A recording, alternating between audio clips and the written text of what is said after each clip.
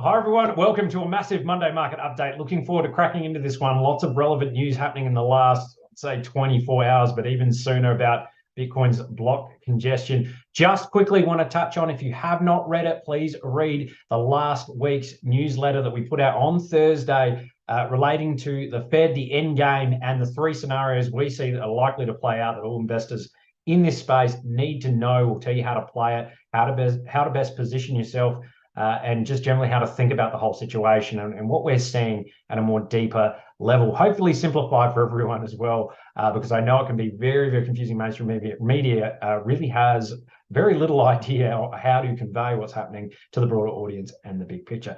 Let's crack straight in. I'll share my screen. I want to show you this first here because it is, I don't want to say historic. It has happened once before, I believe, but it sort of portends something that is coming. So ordinals, if you haven't heard about them, the NFTs, the inscriptions, the BRC20 tokens that are being built on Bitcoin, made possible by the Taproot upgrade and all this. It's pretty wild. But anyway, let's just say that all this new activity is creating a tremendous amount of transactions, creating congestion. It's creating an absolute boon for miners that have been doing it tough over the last 12 to 24 months. They are making an absolute killing. So there's tremendous demand for block space on the Bitcoin network. And what actually happened is the overall, so the block rule, the Bitcoin subsidy, let me start again. The total fees that were generated from this last little phase in this little block actually exceed the block reward itself. So I think the block reward is about 6.6, I think currently at the moment.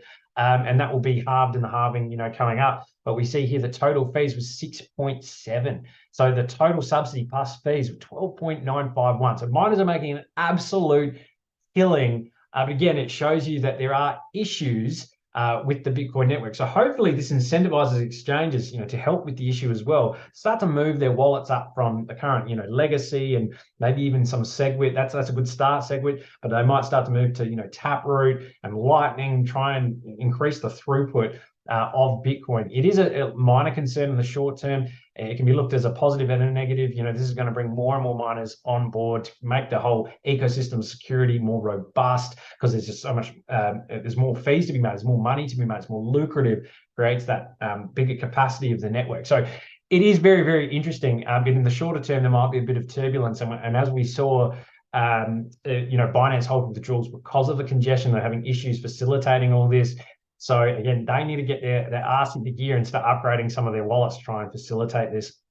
But that's over. They've now reopened withdrawals and whatnot. So yeah, very, very fascinating times, but it caused a bit of concern, on Twitter and whatnot. But I thought I'd clear that up for everyone so you can see. And I don't think this trend is going anywhere else anytime soon. And it will lead me to what I'm about to say about layer twos. This is going to spur on layer twos. Ethereum congestion is getting really, really high as well. So when the network, and you see on Ethereum and different blockchains, when they get these meme tokens starting to spam as well, the network's just become incredibly congested. And this is why layer twos for so long have been talked about, or why they're being so important. This is the second layer built on the foundational layer, so layer one. They build on top and they allow for much faster transactions. They include less block space so they can go real fast. And you can do a lot of this stuff without really affecting the base layer and causing all this congestion. So that's where the opportunity lies, guys. We're not in a bull market. We might be in a mini sort of bullish phase where there's lots of congestion. So this is a really good test and a good stress test. But again, this should make everyone watching this, everyone focused. If you have no idea what I'm talking about, then you're going to have to do our course and start to learn about this sort of stuff. But if you're, sort of savvy in what's going on, then really, really need to start looking at layer two solutions in your investment portfolio if you're a crypto investor, because that is how Ethereum and Bitcoin begin to scale. Bitcoin's doing it with Lightning and whatnot. Then you've got things like Stacks that is doing really, really well at this stage. If you look at the price action on Ethereum, you've got things like Arbitrum, Matisse, Optimism. Again, these are the times you want to look at this sort of stuff when you see a problem eventuate. Well, where is the solution? More users are coming on all the time. Where is the solution going to come when we get in a raging bull market? Where's the money going to flow? Because what I'm seeing here, like you could look at Bitcoin and go, okay, it's congested. This is, horrible and stuff. But this is showing you that there's a tremendous amount of use and transactions There's a new utility for Bitcoin now to make mining even more profitable. So this isn't going to stop. This is going to continue. So we're going to have to find solutions to these problems. It already exists, but it's good because it's going to push us towards these solutions. And for investors, when you know what you're looking for, you can make a ton of money. Let's just have a quick look at Bitcoin. Look, nothing has changed, and we're consolidating into this triangle. We've fallen back, I guess, onto this, lower trend line within this bigger descending triangle. So I'm watching this, for a break here, of course, and, potentially that we go to 27,000. So far, we're holding the Fibonacci retracement at 0.5. So I'll just get rid of that. How I did that, guys, went here, Fib retracement from the low, to the recent high. You could go back a bit further, but that's what I wanted to see here. We're just hitting on that 0.5. So this is a great area. We're on top of some moving averages here. We're on top of some support. I'd be pretty concerned if we lose this because we're probably going to 28. Maybe down to 27,500, and then probably 2,700 after that.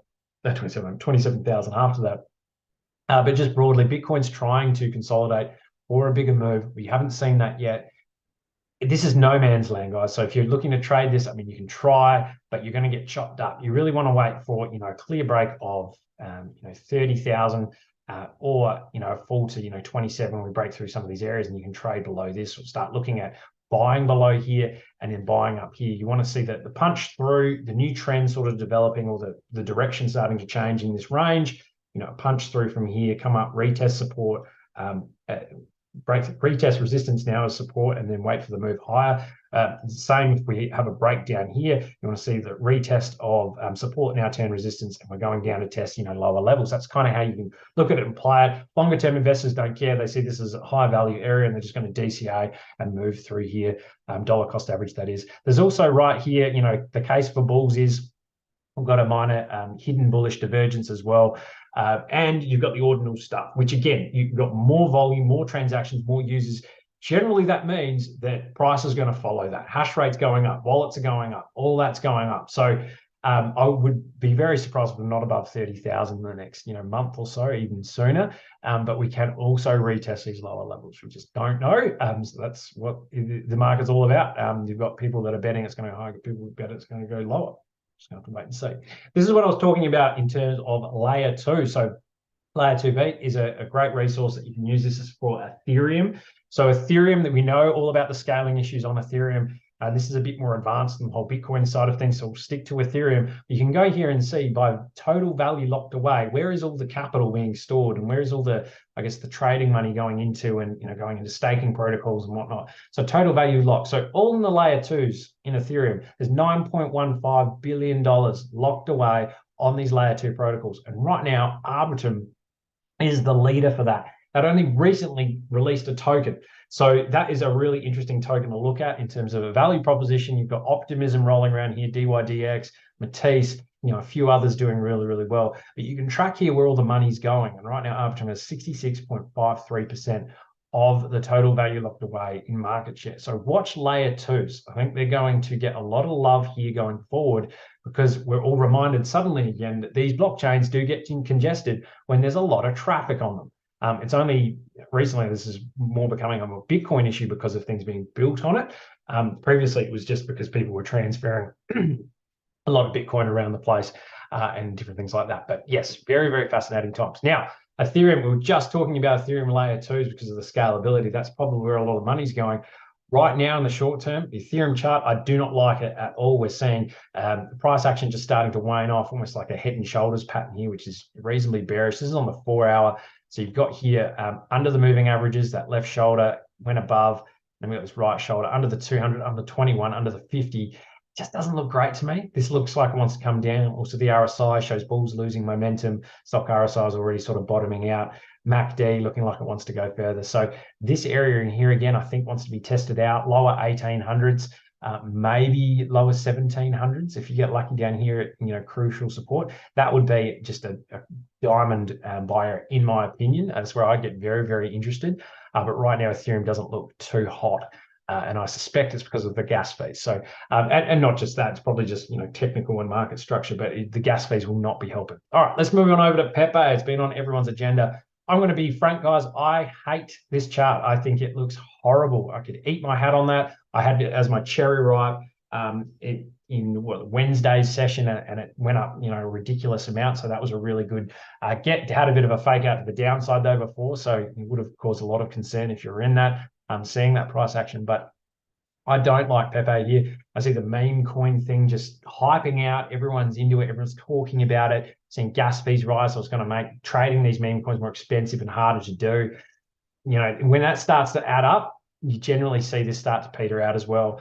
But technically, this is on the 1 hour. This is Binance. It's got the most liquidity out there. So that's the only chart I'd be interested in looking at. But you just see here, it had that, spectacular rise over here, another pulse up. And then we're just going in these high-low structures. So you can see here these lows, high, low, high, low, high, low. And you think, well, that's the start of a new trend. That's good. And it's got high, high here. I would only be interested in this if it breaks up here and creates that high, high, comes back down, does that sort of thing. Right now, we've broken beneath this trend. And you can see this big red candle close beneath. And this green candle is now coming back up underneath to retest the 21 as resistance and the trend line. This to me just looks horrible. I'm not too horrible. It can break up, but this is a really, really great setup for this move down that I've just sort of illustrated here. And I had this for my mastermind clients to show them. But the RSI look just getting weaker. These peaks just look pathetic. They keep getting smaller, and that's just a telltale sign that it wants to break down, in my view. MACD looking like it wants to cross over and turn red. Stock RSI still got a bit of way to go. So yeah, that's my view. Oh, and it's under volume support now as well. So many, many things adding up for me to think Pepe's run is at least going to be, done in the short term. So yeah, guys, I hope you've enjoyed this episode. Tried to pack in a bit there for you, but very, very exciting times in the markets. We're going to see how this ends up, but I expect a decisive move in the next week or so. So let's crack in. And if you're interested in the newsletter, make sure to click the link below and join up there. So thanks, guys. Bye.